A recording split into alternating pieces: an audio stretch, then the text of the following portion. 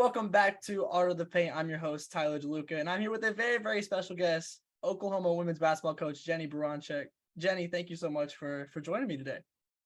Well, so far, you're welcome. I might take it back later, though, it sounds like, Tyler. No. See, this is, like I said, so we were talking before, but me and Jennie, we do weekly interviews on women's basketball show Game Day U, but I've never really got to talk to you about your own basketball story, because it's been your life. Your entire life has been basketball. So Right. I would like to start from the beginning. What was kind of that moment that you knew you loved basketball? Oh, I don't know if there was like the heavens parted and there was like a specific moment, but I think I always just really, I really liked the game. I started probably playing when I was probably second grade, and I was in a boys league. They, at that time, they didn't have little girl leagues. And it was fun. You just went and did it. And then I had an older sister, and my dad was a coach. So he coached all of our different teams. I played all sorts of different sports. But I would just tag along to my sister's practices, and I was, scout team. And I think just along the way, I think, I was probably a little too competitive. I was probably didn't handle it that well, but really just liked the game. I mean, listen, there's no better competition than siblings, especially when it comes to sports. There's no better competition. Unfortunately, we didn't probably play against each other enough, because when we did, it would always end up in a fight, right? It's like you knew exactly where to, not that I promote this, but it was like, you'd get physical and you'd like whack each other in the back. You'd go in, you would, I had a younger brother too, and it was, we just didn't get to play that much. It was just because it would always end up in a fight. So if it was a controlled setting, it was fine from my older sister's standpoint, but my younger brother and I probably lot of blood, sweat, and tears. Just competitiveness throughout the entire family. Yeah. No, we're very competitive. I mean, it was, my mom didn't play very many high school sports. She didn't get to play any high school sports. They didn't have it. And so, it was a little different. She, was cheerleader. Her family were wrestlers. My dad played multiple sports and played basketball and baseball in college. And I don't know, but my mom's probably the most competitive of all of us. And and my brother and sister are both competitive too. So it's one that, it's kind of one of those funny things that, you hear the word competitiveness and how it gets this really negative kind of connotation sometimes. And I kind of laugh, because I'm like, we grew up and that was like one of the staples of what we did, and it was even funny because, take sports out of it. My dad, was in insurance basically, and my mom was in healthcare. And so they were competitive, right. In different, table conversations, at dinner time. And so I think but there was always a respect too. So it was just kind of, I think I learned competitiveness in a multifaceted way. Right. So when you're growing up, you get to high school, was there kind of a moment when it hit you that like, oh, I could go and do this in college when it comes to playing basketball? Yeah, I think, I mean, I loved playing. I think, when I was really young, it was like my first competitive team was probably in 5th grade, and we won 0 games, right? Our closest game was like 7 to 8. And I even wore glasses and I'd throw them and all that stuff. And then, I kind of started to play, on some select teams, and I kind of would play up. We had feeder programs. So AAU was a whole different monster, but we had a now than it was then.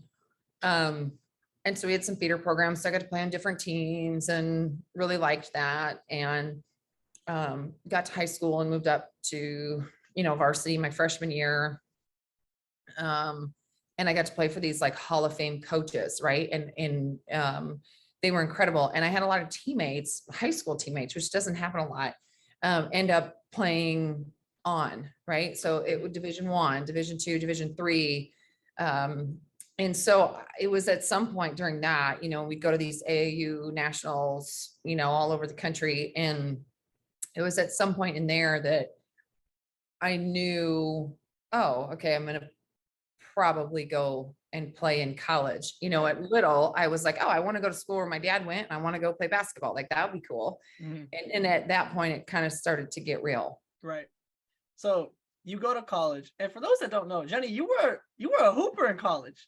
You were double digits points, over 6 rebounds. I did my research. Please oversell it. Please oversell it. Tell I got the whole stats. Better than I was, please. Double digit points average, over 6 rebounds a game all 4 years, averaging over 2 steals your last 2 years, a block per game. You were a well-rounded both sides of the ball player. Like you were all over the place. Okay. Here's the thing. And I think this now, I think I got so lucky because I went into a situation, not even, like you don't have the research you have now. Like there was no, like all these games on TV. I think I literally got to go, there was a coaching change. So we were all freshmen my first year. Right. And so I think I played for the perfect system. I think I had great coaches. I was really lucky. I was lucky to have the opportunity. I don't know if I would have had the same opportunity. It wasn't like I was highly recruited. I just, I got there at the right time and I played for the perfect system. And so I think that's also, when you do that, you can value all different parts of the game. And I think some of that, got to show maybe on a stat sheet or whatnot. But my first year, we had the biggest turnaround in NCAA history.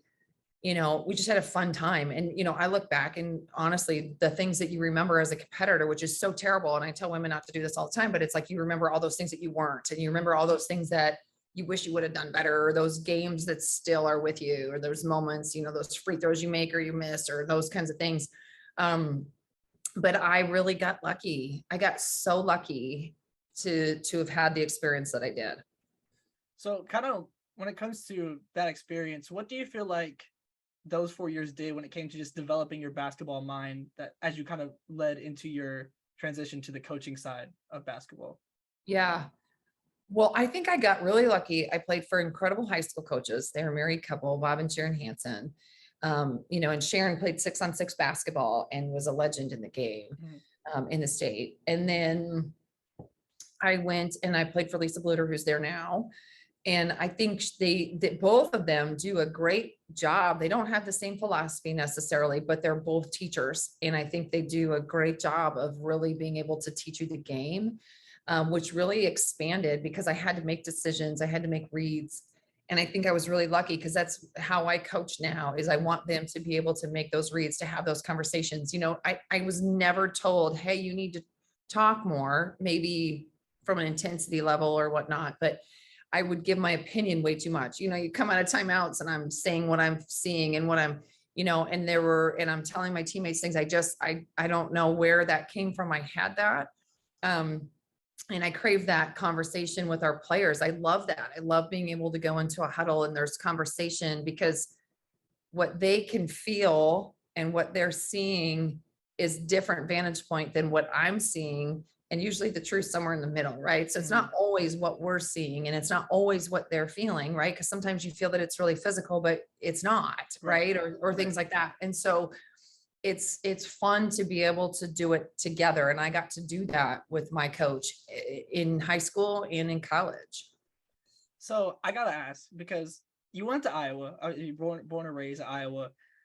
Now you're in the same conference as Iowa State. Is there any little residue rivalry for you there? Is there any difference between playing and versus coaching against Iowa State in your mind? I think as a player, I think I had that. And then as, I coached at Drake University for, almost 10 years. I was there for 9 years. And I think over time, it's less about your one rival and the one team you like or you don't like or whatever. And it's more you got to see the picture of, hey, the better we all are, the better our sport is, the more engaged our community is, the more people come to support us. Right. So I got to that point. And you start to realize, you want to win every single game that you play. I don't care. I don't care who you're playing against. And I think everybody feels that way. Mhm. And it's literally not personal. You got to show up every day. That's life. Like we got to do that. And so to me, um, it's less about necessarily, I know that sounds weird. And but I think you get there. I think you get immune to the one game you circle, and you got to circle every opponent, and you got to find a way every game, every practice. And I know that's coach talk, but when you get to that point, like that's your sweet spot. Like I love our team right now because we kind of have that. So I wish I could say that because Bill's been there forever, and Right. That's why I had to ask. Yeah, and I think over the years, yeah, you used to, have these opinions. You didn't like him. He didn't recruit me. He didn't, this, that, or the other thing. But it's been probably 10 years since I've had any kind of thought like that, and it's been more of, man, I respect what he's done and what he's doing, and yet every game we play, we want to win. So, yeah. I feel that makes sense. That as time heals a little bit. But I had to ask. I know Right. those big rivalry games, but Right. one thing I did find as I was kind of doing some research, I found a Q&A from February 2004. Okay. Oh, And one of the questions that they asked you was regarding if you're going to play further or if you want to go into coaching. And it was an enthusiastic, I want to coach. So at that point in your mind, what was kind of shifting where it was like, I want to be on the sideline. Like this is something that I truly know that I want to do. well, again, I was really lucky to play, and probably, I was better than I was supposed to be. And there was still those opportunities to, you had opportunities to go to some training camps or go overseas or do that. But I think at some point there was this shift where it's like, oh, like this is what I want to do for my life. Right. And I don't know if it was, I just got to that point, and I don't know if you would have asked me the year before that, if it would have been the same answer. I mean, I don't even remember that part. I do remember being done, because it's hard to be done. It's hard to know when you're done. But I knew that basketball was still a part of my life, and I wanted it to be a part of my life. And then obviously got this incredible opportunity to go to Kansas State right after college. But I don't know. I think it's always kind of been part of my DNA. Like I love it. I love the game. And then I love, it can bring so many worlds together. And, we talk about empowerment of women all the time. And I think, it's easy to say that, but is it really, like, do we really want to give the keys to these women? Like, do we really want to do that? And I love saying yes and showing every day that that's actually what we do. So you mentioned going straight from college to an assistant coach role. Obviously, you went to several schools, Kansas State, Marquette, Colorado. Those years as an assistant, how did those kind of form your style as you eventually moved on to Drake? And kind of how did that take that basketball mind to that next step for you as an assistant? Yeah. Well, I think, it's funny because I think my first year, and I was in operations my first year, and then I was lucky enough to go to be an assistant coach my second year, just by happenstance. But I think that first year, when you get done playing, your identity actually changes, even if you're in the game. And one, you kind of think everything, right? Like you do. And I think as an assistant coach, I think I probably did that way too much. And there's so many things now that I would do different than I did at that point. Same thing as a player. But I do think I got to work with and for some really incredible people. And I learned a lot, in my very first year, the team that was at Kansas State was really good. And I was there for 2 years. And what's really cool is, there were players there that their jerseys are retired and they were seniors. And then the next year I was there's another player that's jersey's retired, and she was a freshman. And it's like, I was there at this incredible time. I mean, I remember coming to Oklahoma and it was packed because both teams were so good. But I think, and Deb let me do a lot of things. And at that time, the rules were a little bit different than they are now.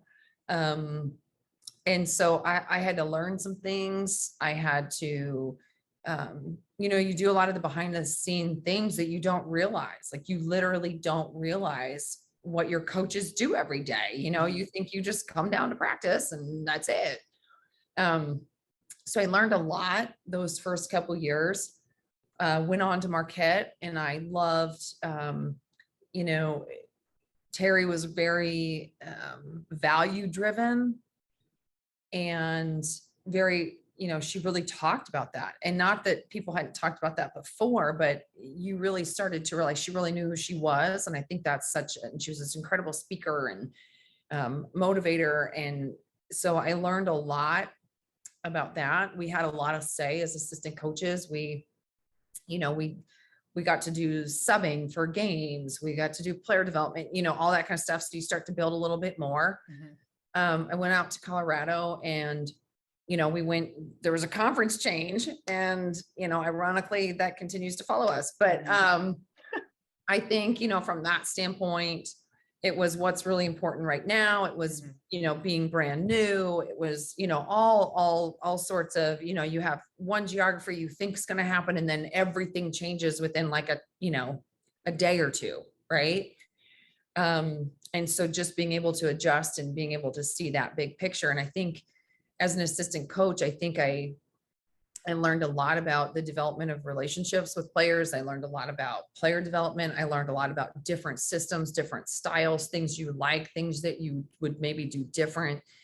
I will say this, I had a lot more answers then than I do when you move over that seat. But I was so lucky to be able to work with and for some just incredible people.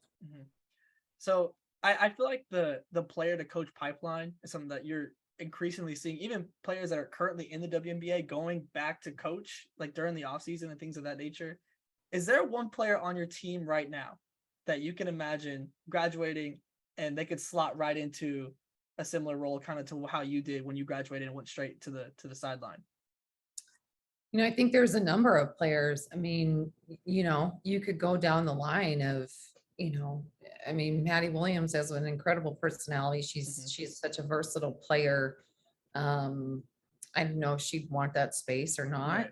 I think, Anna Yanusa is another one that really thinks the game has obviously incredibly unique perspective, seeing the game in different ways. And then, Taylor is one that she's, constantly watching basketball. She constantly loves to talk situations. She loves to be in the gym. And so, those are our known seniors right now. But I think from that standpoint, I think there's other players too, you can kind of see. Now, what I think is, I also think it's an incredible trend for us and we've got to prepare them to be who they are. I think it's, you really want to see them give back to this game in some capacity, because even if it's not college coaching, I hope that they get into high school coaching or club coaching or coaching their kids or coaching boys or whatever. Because I think especially those three are just so incredible. So now kind of taking that next step on your journey, you end up going to Drake, head coach there, returning back to Iowa. How, when it comes to your head coaching style, developing, I feel like, as someone that's been able to witness this past year of you being in Oklahoma, very player driven, obviously extremely high tempo on the court. Are those just kind of pieces that you took from different stops? Is that something that you just enjoyed as a player? Kind of how did that develop for your style of head coaching? Yeah, no, I think it's all of it. I think there's, even those first couple of years at Drake, when you're trying to figure some things out, our coaching staff at that point had a lot of say in kind of how we've developed that. But yeah, the way that we play, the things that we want to do are, like I loved playing the game. I love coaching the game. I love teaching the game. And so I am a leader in this program, right? I'm the leader of this program. And so there's certain things and I want everybody to be able to add. And I think that's where, each one of our coaching staff members, has a say in what we're doing. Each one of our players, there's autonomy in there, and there's certain, areas that we're clearly going to focus on in terms of pace per play or making reads. And it's less, But I think it's fun and I think you can see it. And I think there's so many things from an X and O standpoint that we teach in terms of spacing, but it still gets into their versatility in their game. And so they can see how they can impact the game differently. I mean, you can see it one substitution kind of can change the dynamic of the group. And I love that. I love that we're not cookie cutter players. You know, we've got a vast array of skill sets. And so I think that's been fun for me to, you know, kind of see over the years, but then be able to kind of bring that same system and style to a new team and a new program. And you can see the women just completely flourish in it. So I love that part. And honestly, like it is fun. It's fun to be out there to learn how to fall down because we make mistakes and then get up again. And that's life. And those are lessons they can take with them forever. It's fun to make a decision. You know, your decision and the way that you communicate that decision impacts what your teammates do in a high pressure situation on a basketball floor. I mean, that's life stuff. And so I think those are some things that, you know, teaching them to play the game and read the game and not just making a read in a one-on-one, how do you make a play, which obviously you have some element of that, but it's how do you do it as a group, you know? And I think those are some cool things. How do you feel like player Jennie would enjoy playing for Coach Jennie? Oh, I don't know. I don't ask you that because I don't know if I would have liked to have coached myself. If you asked it the other way, I don't know. That was a heck of a lot different, but no, I mean, I think, you know, I'm obviously a lot different 20 years removed. Right. But I think anybody that loves the game is going to love playing with this group. I mean, I think I would rather play with this team than probably for myself, but you know, I mean, who wouldn't want to play with these people? I mean, think about how amazing that would be. Yeah, 100%. And so now we'll kind of take that final step where you are now a little bit more towards the present. I feel like in the first season here at Oklahoma, I feel like the entire team exceeded general expectations, being able to host a March Madness game. And one thing I noticed at your time at Drake, every season there was another step of improvement, every single season. What do you feel like has to be those next steps of improvement for this program now? Oh, I think it's going to be managing that. I think you got to see us kind of surprise people. And I think now it's, you know, how do we circle every opponent? How do we show up every day and still just really enjoy it and have fun? I mean, that's the key to success, is to be able to, you know, when you feel good and you love the people around you, it's amazing how well you perform. And I think for us to continue to focus on that and just stay in that space, it's pretty incredible. But to me, I'm never going to gauge it in numbers or wins or where you end up or, you know, all of that, because I think every day is different. I think the process is different for every team, even if there's not much change. But this team, I can tell you, is a very good basketball team. And, you know, we're talented. We've got incredible experience and we have incredible youth. So it's kind of been fun to watch it kind of mesh together. Either way, you're going to want to come out and see us. All right. Well, Jennie, thank you so much for joining me here on the Art of the Paint podcast. I'm glad we finally got to talk about the whole journey. Yeah. The whole journey. So glad, Tyler. So glad. All right. Well, thank you so much. And no matter where you're watching, YouTube, if you're listening on Spotify or Apple, make sure you hit that subscribe button and be tuned in for the next episode.